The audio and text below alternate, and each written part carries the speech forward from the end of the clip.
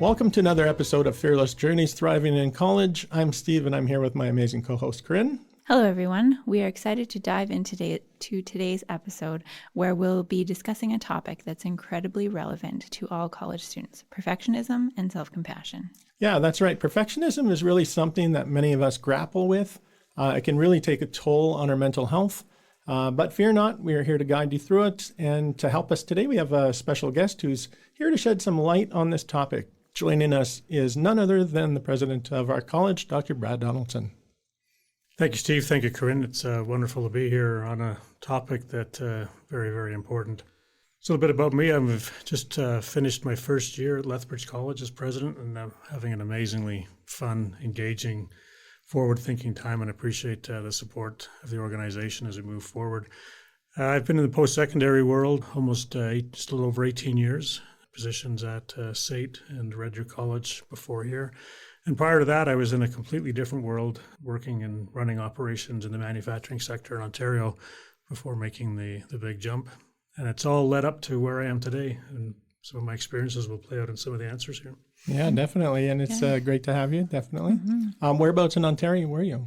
I grew up in a little place called Bramalea, which became part of Brampton as GTA exploded over the last few years. Spent most of my time in that area. I lived in a little town called Bolton, just north of the airport for a while. Okay. And in between all that, I spent 2 years in St. John's, Newfoundland. Oh, in St. John's. Fun place. Yeah, it is. Yeah. We're honored to have you with us today. First things first, Steve, what exactly is perfectionism? That's a good question, Corinne. Perfection comes in many different flavors, but it's essential to understand what it is so that we can combat it really effectively. So perfectionism is really a mindset where individuals set really high, impossible expectations of themselves, and they get that self-criticism that they use because they don't meet those standards. All right. So our first question for you, Brad, why is perfectionism so common among college students? I think it's common among a lot of people, but certainly in post-secondary, where there's always that level of achievement you're trying to attain, whether it's a test score, an exam score, a project, you want to do your best because you want to be successful. And I can certainly relate to that through my education career, where I know I spent way too much trying to get that last 10% level to perfection. And so to answer your question, I think it's just that desire to want to be successful.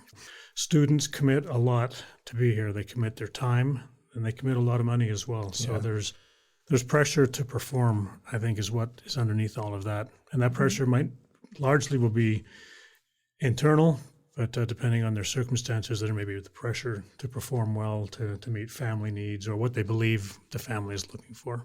Mm-hmm. Yeah, so it's really kind of that individual perspective that they each have. Absolutely. We're all individuals looking to achieve certain levels of perfection.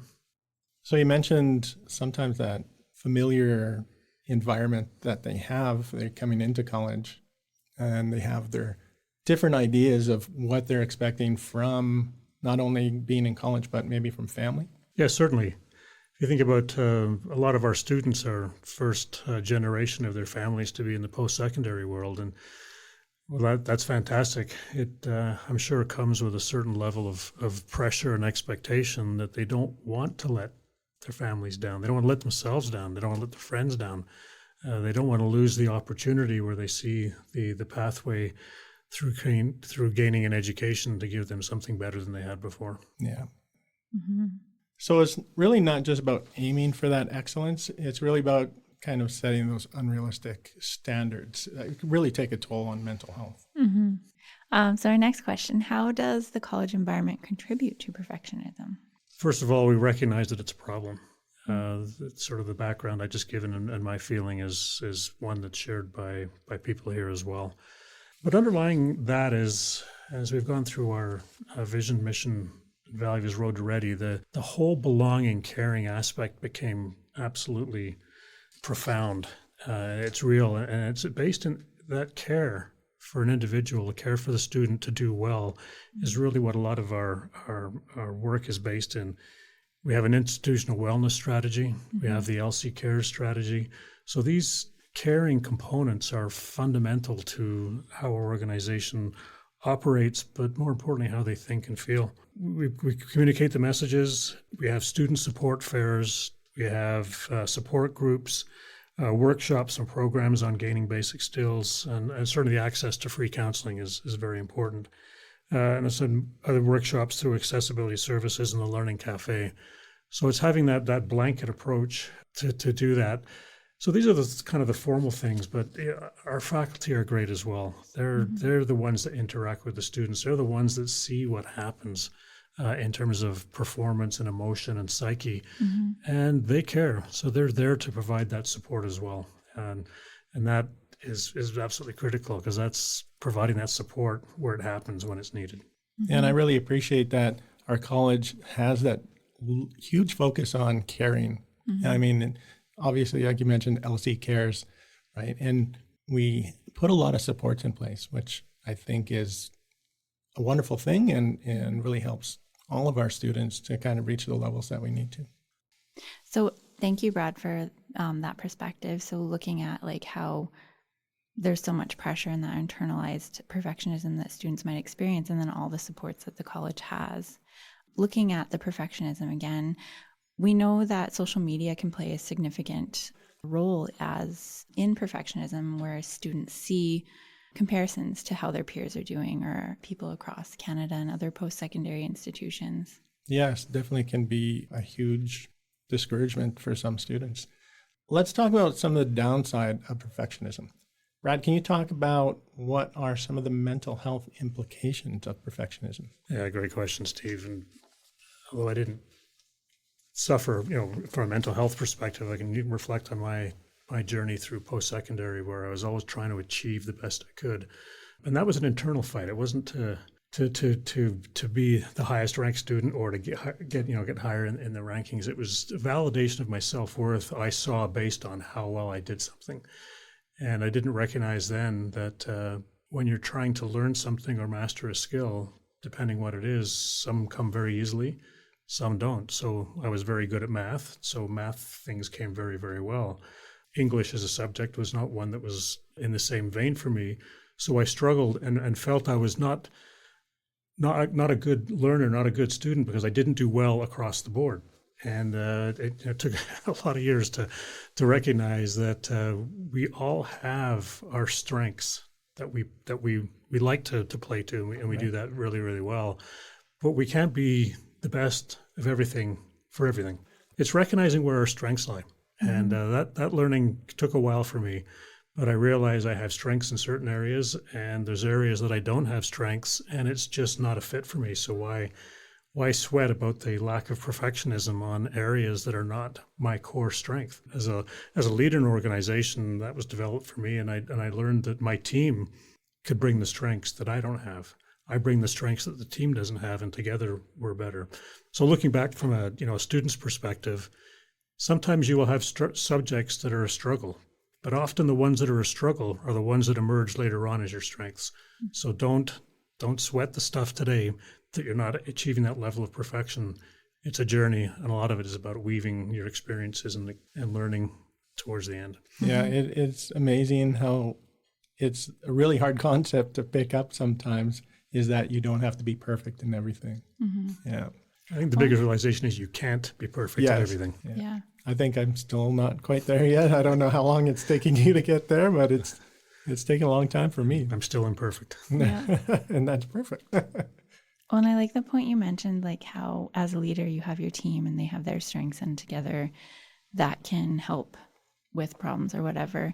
I think if we bring that to like a student perspective, if you're struggling with something, there's people, there's supports. You have peers, you have instructors, and then all the other supports that are at the college. So even thinking about it in that way, like when we come to those challenges, those subjects that we're not excellent at, what can we learn from that? Who can we reach out to get that extra support to figure that out differently or whatever? Yeah, it's a great question. The benefit of being in a post-secondary is you're around a lot of people. Yeah. If I think back to my experience, to your question, I didn't do a good job when I was a student working with others, meaning, you figured it out, can you help me? I had to be the one to figure it out myself. Caused me a lot of extra sweat, blood, and tears to get through. But your classmates are your friends. And to go back to the earlier comment that we all have different strengths in different areas, there is nothing wrong with asking for help from somebody who has a strength that you're looking to develop. That could be a classmate, could be a friend, it could be you're a faculty member, it could be the wellness service, it could be a wide range. But the benefit, as I said, of being in a post-secondary environment is there's a lot of people around, and there's definitely somebody who can help you overcome a challenge you've got. Yeah.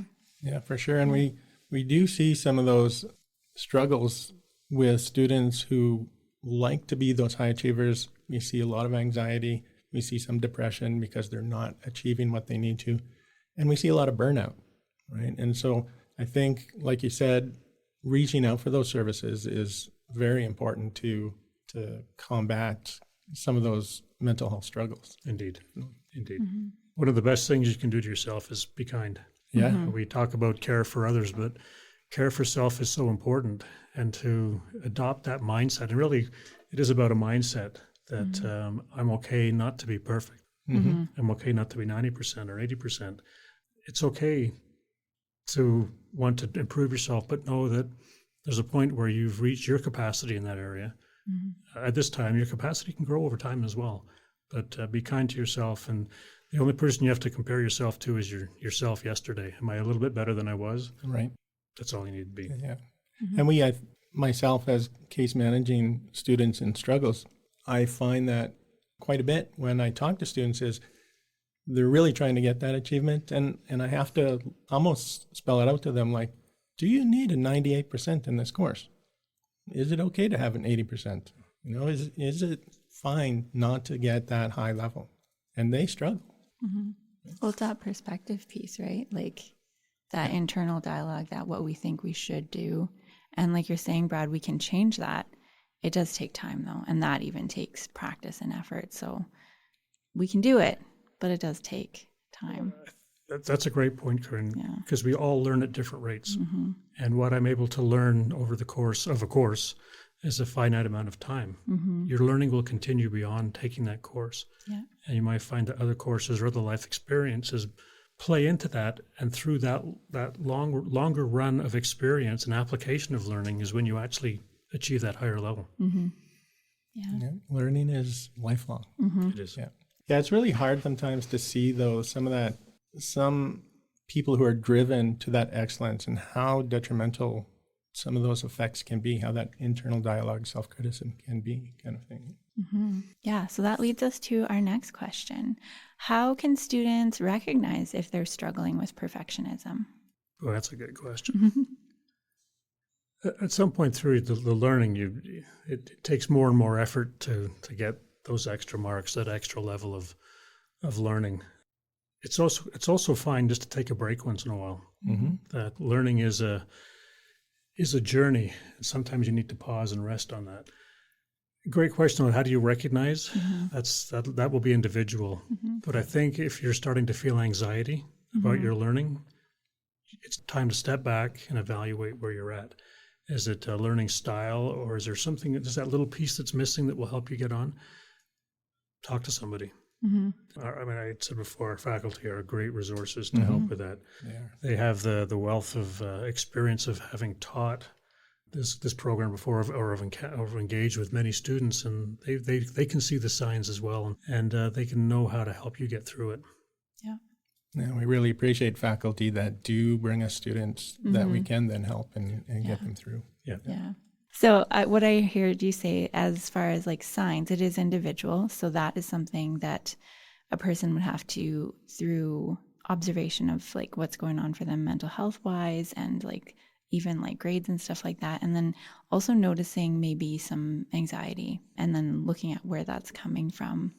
Another piece I'd like to add, like that internal dialogue, I think we've mentioned a couple of times, just noticing what it's saying, maybe because often with that internal dialogue, it's something that is automatic for us. So we may not notice it right away, but if we're noticing anxiety, if we're noticing maybe we're trying to get that little bit extra higher grade and we're just not able, it's too much effort, maybe thinking about that internal dialogue. What am I saying to myself? What pressures that am I putting on myself? I like the piece that you also mentioned about taking a step back, it's really that self-awareness, right? And how do we then promote students to be more self-aware? So that's definitely something we're working on. Yeah. That's a great point. I've been long removed from our K-12 system, so I'm not sure what type of skilling that's bringing. But as we think about orientation for students, tips and tricks, so we do a great job around that. I think it's reinforcing that it's okay to not be okay on your learning path. That itself is part of the learning, and to try and switch the dialogue in our heads to "I'm a failure," "Oh, I can't do this," to what is it that I need to do differently? Where can I get the help? How do I need to think about my thinking around this to help me improve? But I do recognize that that's a hard thing. It's a hard thing for older adults, let alone younger people on the start of their learning journey or continuing their learning journey wherever they happen to be. Even students coming fresh out of high school, coming into this college environment is completely different. I mentioned before, if we can find ways to be as kind to ourselves as we are to other people, that will go a long way. Yeah. So again, recognizing those signs really important, because then it can help us reach out when we need help. All right, Brad, what are strategies that students can use to overcome perfectionism? Yeah, great question around that. We've talked a little bit about the state of mind that somebody comes into post-secondary. It's intimidating, to come into a brand new facility with expectations, either internally or from other pressures. Strategies to overcome: know the help is there, that it's okay to ask for help, whether it's something just didn't click in understanding that math equation or whatever. And sometimes when that clicks, everything just flows so nicely. So it's being open to accepting help, but I think more important, open to asking for help. So that's a strategy in amongst itself. Learn to take time. Sometimes when you're learning something, it takes a little bit of time to sift, and your brain and your subconscious is working all the time. Yeah. So sometimes just letting a challenge that you're trying to solve sit for a bit, I found has been helpful personally. And recognize that, is your standard appropriate for you? Yeah. I remember a case from, back in my high school days when I was an extremely high achieving musical student. He did top of the class in high school, in the high school sector, went to university and really struggled. And he paid a significant price emotionally that he had to recognize that the standard is a little bit higher as you go. For the hockey players, the standard playing in NHL is different than playing the WHL. It's different than playing in the other tiered leagues. So as you get into the higher realm of performance, that maybe your standard isn't appropriate. I say that on one hand, but on the other hand, just don't artificially lower your standards because it's easy to do. Right. I would always advocate to try to achieve your best and recognize where your best sits. Right. Part of that is about goal setting and making appropriate goals with that too. Yeah. And as I mentioned before, sometimes it's a journey. You take those steps. You achieve a higher level and you plateau as you gain and learn and understand and apply. Then you get to the next step. It isn't just necessarily it's a step. It's not an escalator. And each step kind of is like a small victory, right? So you can look at it as a victory. That's a great point, Steve. Set shorter term goals of achievement. Yeah. Corrine's really into mindfulness, and which I think is a great tool as well. What do you think, Corrine? Before we get to that, as you're speaking about like goals and stuff like that, SMART goals, heard of that before? I was thinking that comes to mind for me. So thinking about can you help me with what they stand for? Me? No, I don't do SMART goals. You don't do SMART goals. I know like attainable. Do you have like measurements? So little steps like we're talking about. Is there a time frame on that goal? So thinking about, instead of having a big, lofty, perfect goal, looking at those little steps and those little milestones, like you're saying. And then getting back to mindfulness, this can be a tool that can help us with looking at like that self-critic, maybe taking that step back like you were mentioning, Brad. And when we're struggling with a problem, sometimes taking a step away and being really mindful in what we're doing, whatever that step away is. It could be maybe completing a chore. So we're working on our homework and we're struggling with that one problem. Take a break, go do the dishes. And while you're doing the dishes, like really notice the temperature of the water, the smell of the soap, how it feels to get that grime off of your dishes, that kind of thing. Sometimes when we give our brain that break, those problems can come easily, like get back to that homework, and then all of a sudden we know how to solve that problem. So it can be a tool in that way. It can also be a tool to just give ourselves time to relax, to really be present with what's happening now. Because often with post-secondary, with trying to achieve those goals, we have a really future focus, and that can bring up that anxiety, that can bring up those struggles with mental health, that self-critic can come in. So when we take a moment to be present with what's happening right now, that can give our brain a break, that can help relax our body, and there are lots of mindful tools out there. We do have a podcast on that, so check that out. And I appreciate what you said about that internal dialogue, the forgiveness kind of thing, and that real self-compassion is huge, right? Mm-hmm. Having that self-compassion is such an important concept in fighting perfectionism in ourselves. Yeah, absolutely right, Steve. So speaking about supports, you've mentioned a lot of supports that we have here. In general, how can colleges address mental health concerns associated with perfectionism? Like everything else, the first step is awareness. Yeah. Recognize that that is one of the pressures that many students, not all, but many students will face. Look for the signs. What are you seeing in your students? And I mentioned before, faculty are the ones that spend the most time with our students. They're the ones that can see the changes in behavior, the changes in performance, and have that early indicator that something is wrong. So certainly there's that, and I'm very appreciative of the faculty we have that do that for our students. Talked about the other supports available within the college, but we've got to help people know that it's okay to talk to other people about mm-hmm. the challenges they're having. Mm-hmm. So those, there's the available tools, the system tools we have to helping people to develop their own tools, to know when to ask for help, to know when good enough is good enough. And mm-hmm. Sometimes we the effort to get to 80% is achievable. The next 10, 15% is crushing. Yeah. Mm-hmm. So know when you've reached your limit. Mm-hmm. So the tools that are available plus the tools you'll develop. And part of our challenge is how do we help students develop those tools right when they're here, along with all the other things that they're mm-hmm. trying to learn and cope with as well. Yeah, mm-hmm. You have a student who's taking 6 courses yep. and maybe they're working, yep. they have family at home. There's not a lot of extra time to help put those supports in place, some of that mm-hmm. workshops that we do to create some increased awareness around mental health and self-awareness yep. and mindfulness. So yeah, it's definitely a struggle.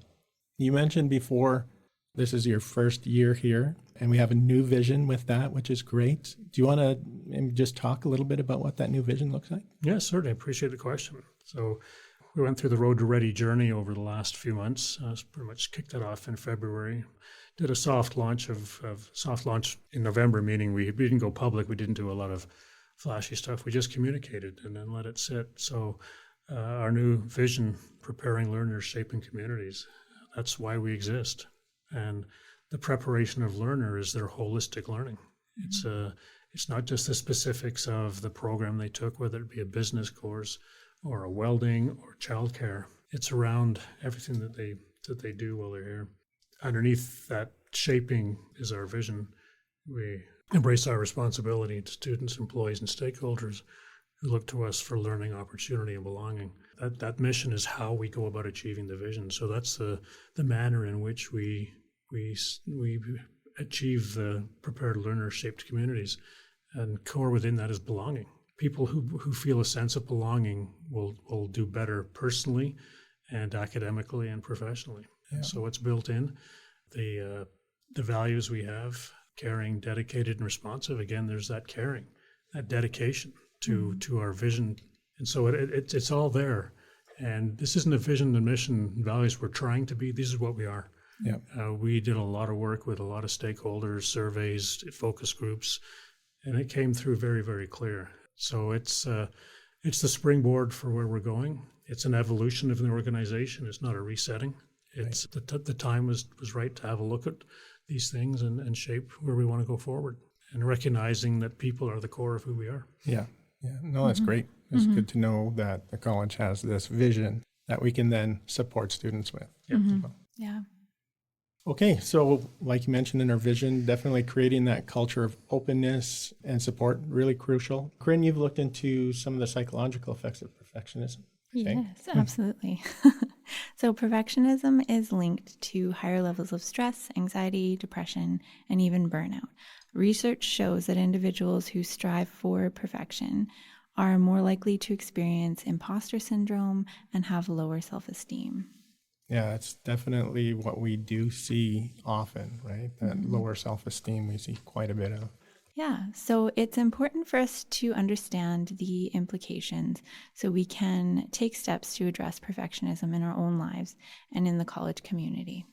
All right, so Brad, you mentioned you have experience with perfectionism. Would you like to share a story for our listeners?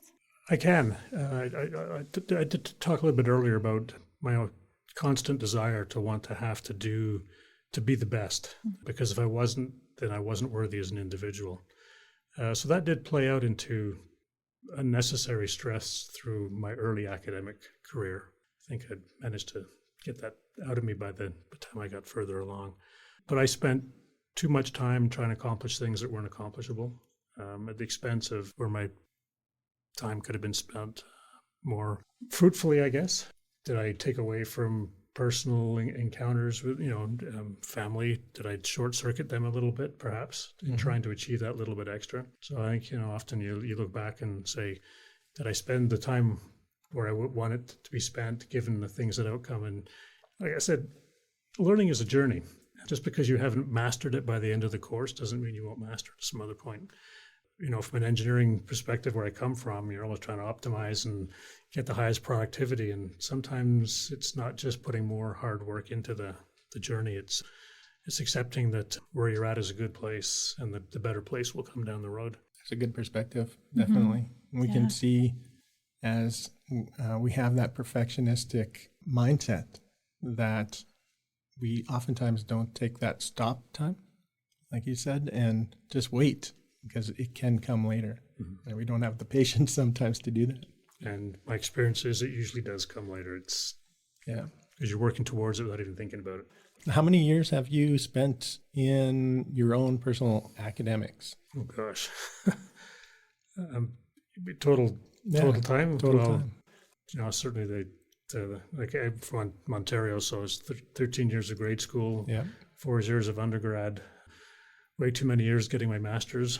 It was a 7 or 8 year journey, but it was not full time, and then 7 years to do my doctorate. So that's not continuous time, mind you. But when you ask the question, and I talk about the time it took, part of that was that perfectionism. I couldn't figure out how to get it perfectly right, so I stopped doing it. Right.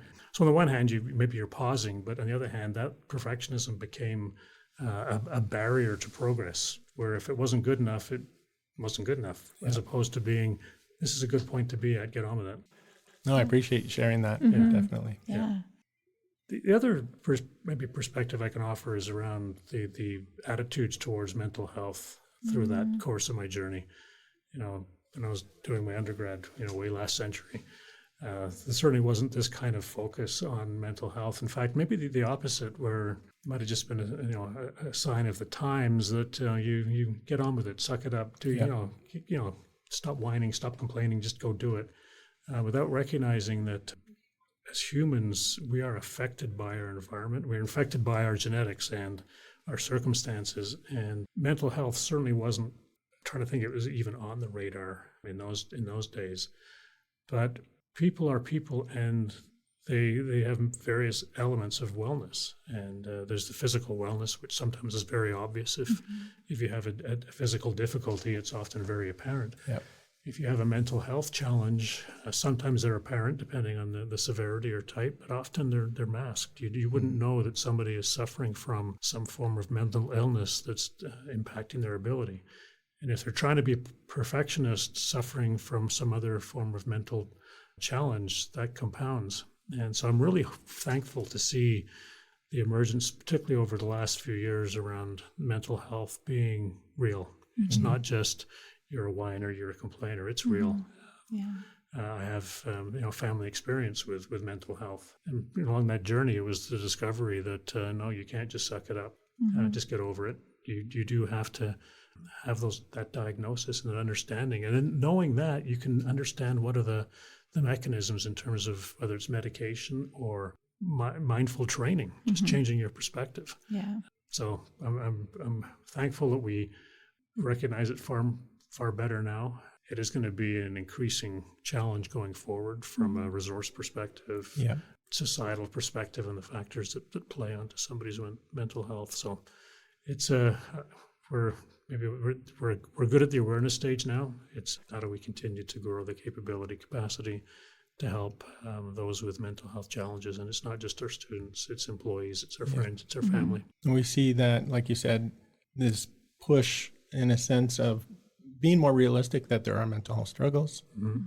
and the stigma around that mental health piece, which we still see, obviously.